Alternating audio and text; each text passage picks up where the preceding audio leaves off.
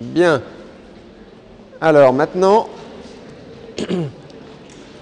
on va parler des cellules qui sont impliquées dans l'immunité adaptative. Voilà, les cellules de l'immunité adaptative. Alors, vous avez déjà compris que ce sont principalement les lymphocytes T et les lymphocytes B,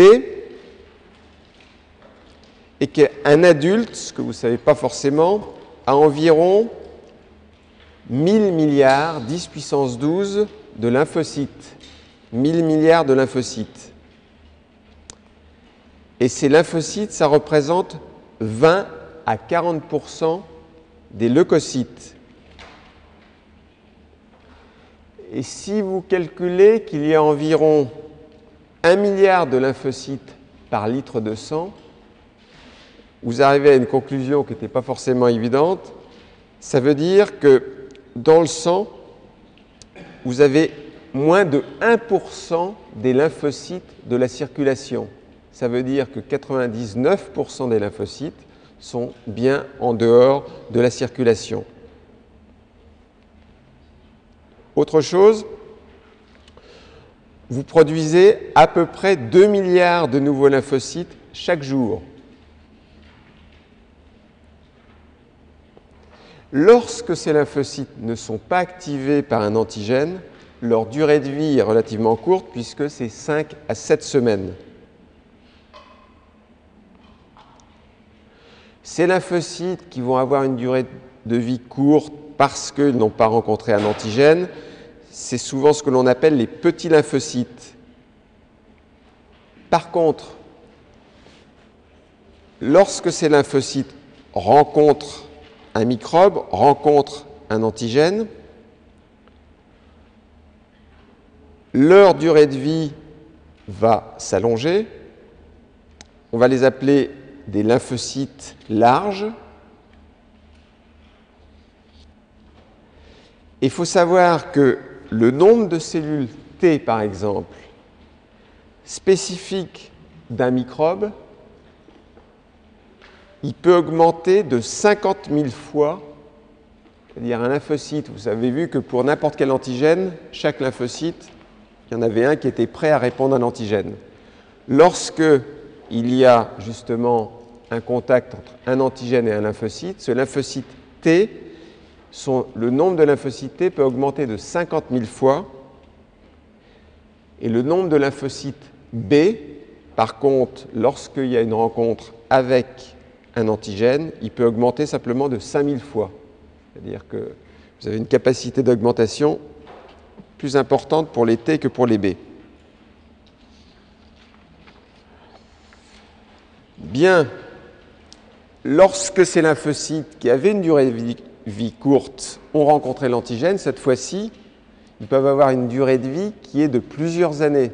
Si vous voulez avoir une réponse immune et une mémoire à cette réponse immune, il faut bien entendu que vous gardiez cette mémoire, pas uniquement pendant une semaine, il faut que vous la gardiez pendant plusieurs mois, voire même plusieurs années. C'est ce que font ces lymphocytes mémoire que l'on a vu tout à l'heure, dont on a déjà parlé, qui vont, eux, vivre pendant plusieurs années. Alors, les lymphocytes T, on a déjà vu aussi qu'il y avait différentes sous-populations. Les lymphocytes T auxiliaires, ceux qui étaient roses, les lymphocytes T auxiliaires, on verra eux-mêmes qu'ils se subdivisent dans des sous-populations de lymphocytes T auxiliaires. Je veux dire, on ne fait qu'effleurer pour l'instant la complexité du système immunitaire. Donc, je répète, vous avez différentes sous-populations. Vous avez les B, les T. Parmi les T, il y a les T auxiliaires. Dans les T auxiliaires, vous trouverez des sous-populations de T auxiliaires. Et d'emblée, comme ça vous aurez pris de l'avance, il y a deux sous-populations qui sont importantes, les TH1 et les TH2. Ces T auxiliaires, c'est 50 à 60% des lymphocytes dans le sang. 50 à 60% des lymphocytes. Autre sous-population de cellules T, ce sont les cellules T cytotoxiques, celles qui étaient en mauve tout à l'heure. Les cellules T cytotoxiques, elles sont moins nombreuses que les T auxiliaires, c'est à peu près 20 à 25% des lymphocytes. Vous avez les cellules T régulatrices, elles sont relativement rares, c'est pour ça qu'on a du mal à les étudier. Donc T régulatrices relativement rares. Et puis vous avez des sous-populations un petit peu particulières de lymphocytes T, c'est ce qu'on appelle les T gamma delta. Ça, c'est tout de même 5% des lymphocytes T. Et vous avez des cellules bizarres qui ont des caractéristiques à la fois de lymphocytes T et à la fois de cellules NK. On les appelle les cellules NKT. C'est tout de même 10% des lymphocytes circulants. Tout ce que je vous ai dit, c'était pour les T. Il y avait une autre sous-population de T dont on avait parlé tout à l'heure, c'était les cellules NK, mais les cellules NK, c'est des cellules de l'immunité innée, alors que là, on est dans les cellules de l'immunité adaptative. Toujours cellules de l'immunité adaptative, bien entendu, les lymphocytes B. Les lymphocytes B, c'est 5 à 15% des lymphocytes circulants.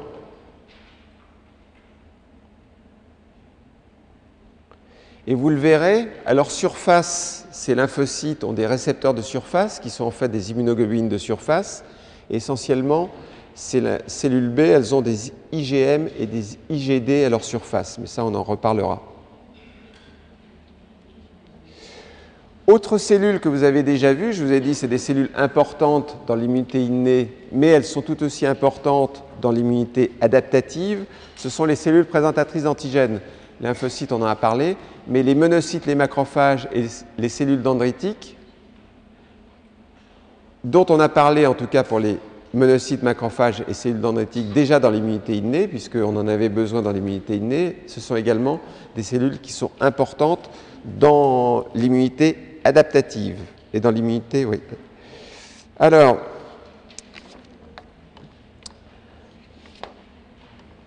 autre chose après toutes les cellules, avec un tableau ici qui vous résume les différentes classes de lymphocytes, avec des choses intéressantes, c'est les pourcentages de ces lymphocytes dans le sang, mais aussi dans les ganglions et dans la rate dont on va parler tout de suite, puisque après avoir parlé des cellules, on va parler en fait maintenant des organes lymphoïdes. Alors au passage, je vous signale quand moi je mets ma lettre question sur le schéma, mais quand vous voyez sur une diapositive qu'il y a un petit sigle disant que c'est chaud, ça veut dire que c'est quelque chose qu'il faut apprendre. Pardon? Ah oui. Alors je vous le signale, vous n'avez pas le haut de... Ça veut dire qu'il est réglé trop le... Bon. Alors je vous le signale. Il y a un petit sigle qui est censé tourner, qui doit être par là, mais que vous ne voyez pas, qui met que c'est important. Merci de me l'avoir signalé. Alors, les organes lymphoïdes. Deux types d'organes lymphoïdes. D'une part, ce que l'on appelle les organes lymphoïdes primaires, qui sont... Et ils vont apparaître en fait ces organes lymphoïdes primaires en rouge, qui sont soit des organes où sont produits et où maturent les cellules B. La moelle osseuse, c'est l'organe où sont produites tous les lymphocytes, mais où maturent les cellules B, pour être plus précis. Alors que l'autre organes lymphoïdes primaires, ce sont le thymus. Le thymus, c'est l'organe où maturent les lymphocytes T. Donc ces organes lymphoïdes primaires, soit ils sont générateurs, ce qui est le cas de la moelle, qui est générateur, soit ils servent d'endroit où maturent les lymphocytes, la moelle pour la maturation des lymphocytes B, et le thymus pour la maturation des lymphocytes T. Alors, la moelle, je viens de vous dire que c'est là d'où proviennent tous les lymphocytes. Chez le fœtus, il faut se souvenir tout de même que l'hématopoïèse, elle se fait d'abord dans ce qu'on appelle le sac vitellin, puis ensuite ça se fait dans le mésenchyme para-aortique, plus tard c'est dans le foie et dans la rate. Ça, il faut retenir la notion que chez le fœtus, ça se fait aussi, cette génération des lymphocytes, dans le foie et dans la rate. Vous verrez pourquoi je vous dis ça. Progressivement, l'hématopoïèse, elle va se faire surtout dans la moelle des os plats. À la puberté, c'est principalement dans le sternum, dans les vertèbres, dans les os iliaques, dans les côtes.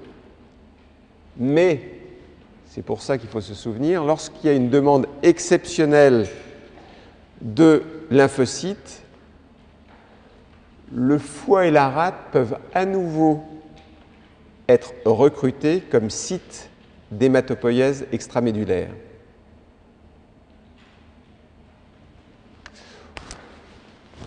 Autre chose, là vous notez que je cherche mon crayon.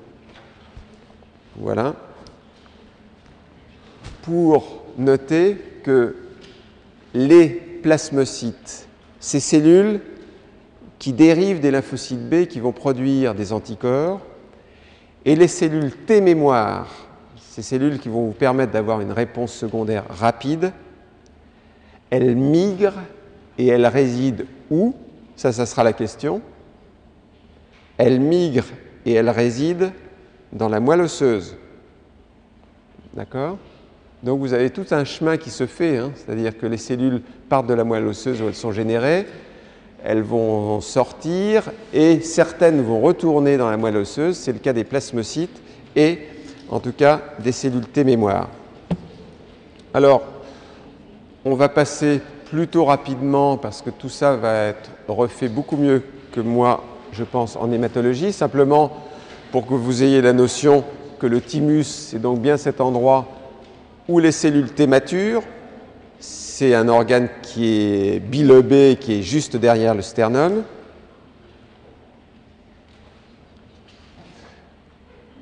Ensuite, un autre système et d'autres organes dont on va reparler de façon importante, ce sont les ganglions lymphatiques. Les ganglions lymphatiques, vous en avez tout au long du corps.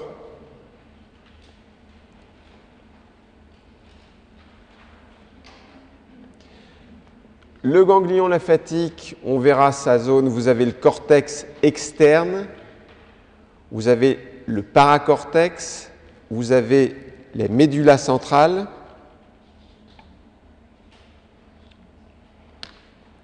Encore une fois, on fait un survol, vous les reverrez ces schémas, ce n'est pas important de les retenir.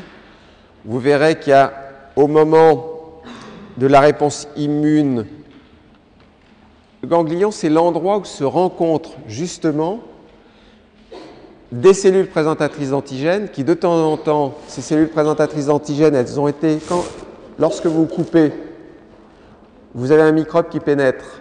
Il y a une cellule présentatrice d'antigènes qui va reconnaître le microbe, qui va le transporter jusqu'au ganglion. Dans le ganglion, la cellule présentatrice va présenter l'antigène à des lymphocytes.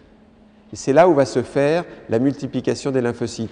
Pourquoi, lorsque vous avez mal à la gorge, il y a tout d'un coup les ganglions qui enflent? Parce qu'il y a la réponse immune qui se fait, une multiplication des lymphocytes dans le ganglion qui répondent aux cellules présentatrices qui ont apporté l'antigène depuis l'extérieur.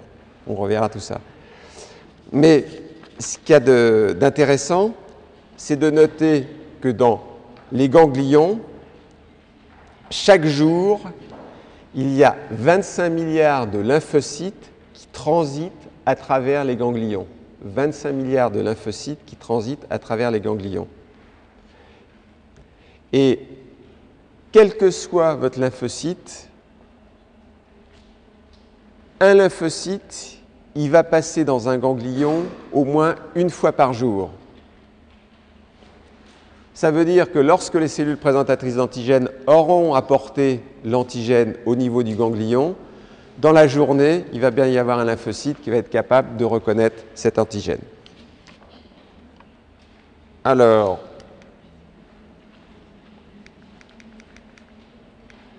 Ici, c'était simplement un schéma pour vous dire que également la rate était un organe du système immunitaire.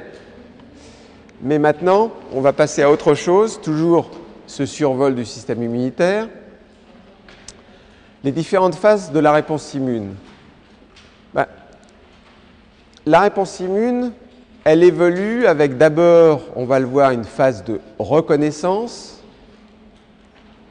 Il faut bien que vous reconnaissiez, je dirais, l'antigène. Ensuite, il va y avoir une phase d'activation où l'antigène va activer les cellules, les lymphocytes B et les lymphocytes T. Ensuite, une fois que ces cellules sont activées, il va falloir qu'il y ait une phase effectrice. Ensuite, un déclin de la réponse immune et ensuite la mise en mémoire de cette réponse. Alors, première chose, reconnaissance de l'antigène. Alors, ça se passe ici. Vous voyez qu'il y a, pour le lymphocyte T auxiliaire, deux types de cellules présentatrices. Les monocytes, les macrophages, ici, et les cellules dendritiques, les cellules présentatrices professionnelles. Donc ça, ce sont les deux types de cellules qui sont capables de vous présenter en fait un antigène. Cet antigène étant un petit peptide, encore une fois, qui est dans une niche à la surface des cellules présentatrices, et ça va vous présenter l'antigène au lymphocyte T auxiliaire. Autre antigène qui est présenté, c'est en fait l'antigène qui va être présenté cette fois-ci par la cellule cible à des lymphocytes T cytotoxiques. La cellule cible, ça peut être une cellule cancéreuse, ça peut être une cellule viro-infectée. Elle a une autre niche à peptides, ce n'est pas exactement la même que celle-ci, on le verra. Il y a une niche à peptides qui présente l'antigène, un petit bout de peptide, au lymphocyte T cytotoxique. Et puis, le lymphocyte B, lui, il avait reconnu son antigène par son récepteur de surface, l'immunoglobine de surface. Donc ça, c'est la phase de reconnaissance de l'antigène, qui est une phase effectivement importante. Alors, une fois que vous avez reconnu cet antigène, ici, il va falloir qu'il y ait une activation de la cellule pour qu'elle commence à proliférer. Donc, on va arriver à cette seconde phase de la réponse immune, qui est la phase d'activation des lymphocytes. Et là, il y a un message important à savoir, puisque c'est une généralité et c'est toujours vrai. Pour que vous soyez capable d'activer des lymphocytes, et ça, j'y vais doucement parce que tout au long de l'année dernière, ça a été une question qui m'a été reposée 10 fois, parce que ça veut dire que ce n'était pas très compréhensible. Pour que vous soyez capable d'activer des lymphocytes, il faut que vous l'ayez reconnu l'antigène, il faut que le lymphocyte ait reconnu l'antigène, mais simplement de reconnaître l'antigène, ça ne suffit pas. Il faut, pour que le lymphocyte B, et on verra que c'est exactement la même chose pour le lymphocyte T, pour que ces lymphocytes soient activés, il faut au moins qu'il ait reçu 2 signaux. Prenez le lymphocyte B, celui qui est ici. Le premier signal qui va permettre à ce lymphocyte d'être activé, c'est en fait tout simplement la reconnaissance d'un peptide antigénique. C'est la reconnaissance de l'antigène. Vous dites ça, de reconnaître l'antigène, ça devrait me permettre, moi, d'agir. Non, il faut qu'il y ait un second signal. Et ce second signal, on le verra, c'est donné par une protéine qui est présente dans le sérum, qui est une protéine du complément. Si vous n'avez pas ces deuxièmes signaux, parce qu'ils peuvent être de différentes sortes, en fait, ces seconds signaux, vous n'avez pas d'activation. C'est pour ça qu'un antigène, quand on disait tout à l'heure, ça peut à la fois, un antigène par définition, c'est une substance qui est reconnue et ou active le système immunitaire. Le et ou est important parce que la reconnaissance ne suffit pas à activer le système immunitaire.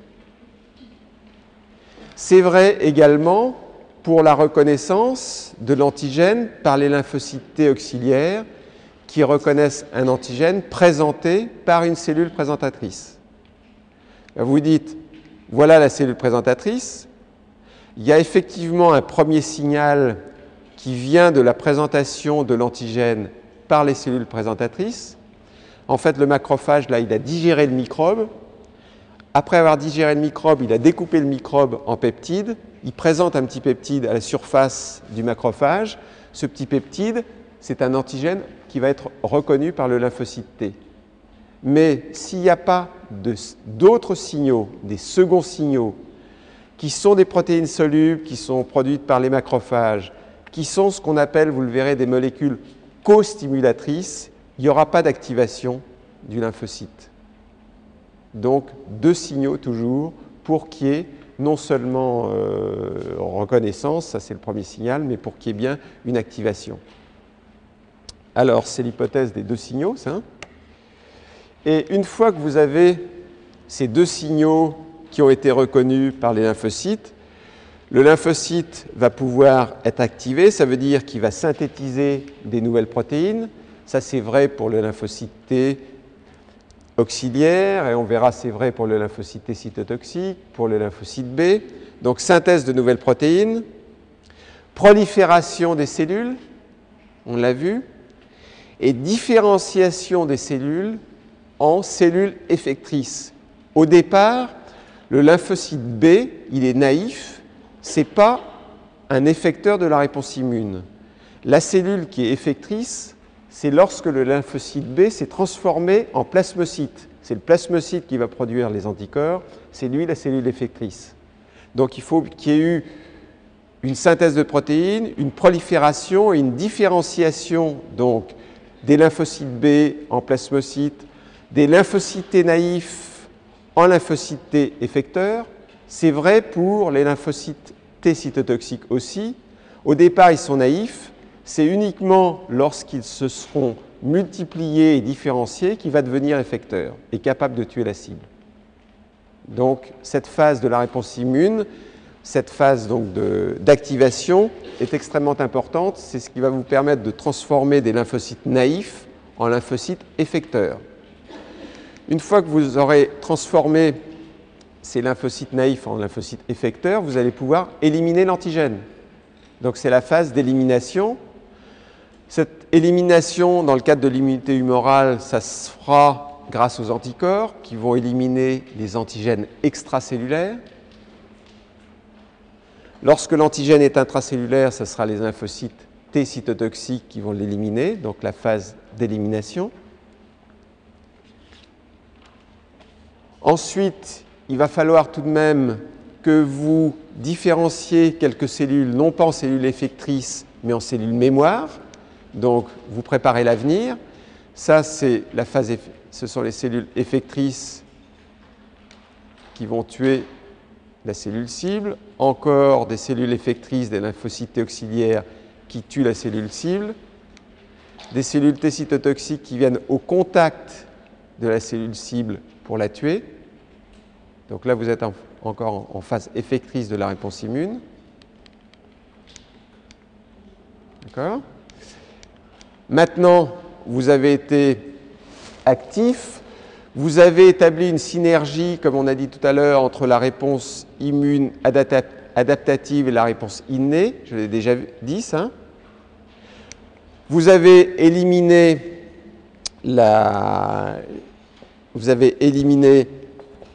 l'antigène. Pour éliminer cet antigène, vous avez utilisé l'immunité innée. Vous avez utilisé l'immunité adaptative. Dans l'immunité adaptative, vous avez utilisé l'immunité humorale, celle qui aboutit à la production d'anticorps. Et vous avez utilisé l'immunité cellulaire, lymphocyte cytotoxique, celle qui utilise des cellules. En fait, ces distinctions sont assez artificielles parce que, regardez la dualité du système immunitaire. Vous dites, voilà un antigène. Je vais répondre, immunité adaptative humorale, je vais transformer mes lymphocytes B en plasmocytes, je produis des anticorps, mais en même temps, j'ai l'immunité cellulaire, c'est-à-dire je vais faire agir des lymphocytes T cytotoxiques, mais que ça soit l'immunité humorale, les lymphocytes B, que ce soit l'immunité cellulaire, vous avez toujours besoin, en fait, de lymphocytes T auxiliaires. Donc, vous voyez bien là que cette séparation entre immunité humorale et immunité cellulaire, elle est un petit peu artificielle, parce que pour l'immunité humorale, qu'est-ce que ça veut dire? Ça veut dire que les effecteurs sont dans l'humeur, sont dans le sang, ce sont bien les anticorps qui sont les effecteurs, mais si vous n'avez pas d'immunité cellulaire, c'est-à-dire si vous n'avez pas de lymphocytes T cytotoxiques, de lymphocytes T auxiliaires, pardon, vous n'aurez pas en fait d'anticorps. Donc il y a une dualité du système immunitaire où immunité humorale et immunité cellulaire, tout ça, ça marche ensemble. Alors, élimination de l'antigène, j'ai été passé un petit peu vite au déclin de la réponse immune. OK, élimination de l'antigène, déclin de la réponse immune. Le déclin de cette réponse immune se fait parce que des cellules vont rentrer en apoptose. Vous vous souvenez tout à l'heure, l'apoptose, c'est une mort cellulaire naturelle, c'est une mort cellulaire programmée. Et heureusement que l'apoptose n'induit pas une réponse immune, parce que sans ça, vous n'en sortiriez pas. Là, vous utilisez l'apoptose pour diminuer votre réponse immune. Donc, ce n'est pas l'apoptose, fort heureusement, qui provoque la réponse immune. Là, donc, lors de la phase de déclin de la réponse immune, il y a une apoptose des lymphocytes. Différenciation en cellules mémoire, j'avais été trop vite tout à l'heure. Donc, pour vous dire que lorsque vous avez éliminé l'antigène, que vous avez baissé la réponse immune, il y a des lymphocytes qui vont garder la mémoire et qui vont aller ensuite se blottir dans la moelle osseuse. Donc ces lymphocytes, les voilà. Ça peut être des lymphocytes B, des lymphocytes T auxiliaires, des lymphocytes T cytotoxiques, donc des sous-populations qui se mettent en mémoire. Bien. Donc reconnaissance de l'antigène, activation des lymphocytes, élimination de l'antigène, homéostase, différenciation cellules mémoire. J'espère que ça s'est mis en place dans votre tête. La conclusion, c'est que le système immunitaire, l'immunologie, c'est une pièce de théâtre. C'est-à-dire que vous avez certains acteurs, je vais vous présenter au cours des heures qui vont suivre les différents acteurs qui vont jouer cette pièce de théâtre, les lymphocytes, les anticorps, etc. Suivant la façon dont ces acteurs vont interagir ensemble, et au théâtre, vous avez toujours dans le premier acte la phase de présentation des personnages. Donc une fois que je vous aurai présenté les personnages, je vous montrerai comment ils interagissent ensemble. Et comme toute pièce de théâtre, il y a une fin heureuse ou une fin tragique. Et en immunologie, c'est exactement ça. Si votre système immunitaire fonctionne bien, vous aurez à la fin de la pièce de théâtre la guérison du patient. Si ça fonctionne moins bien, ça fera des maladies et de temps en temps, ça fera une fin tragique. Voilà, une présentation du système immunitaire. Et maintenant, comme je vous l'ai dit, premier acte, on présente les acteurs. Et là, je dois changer de cours.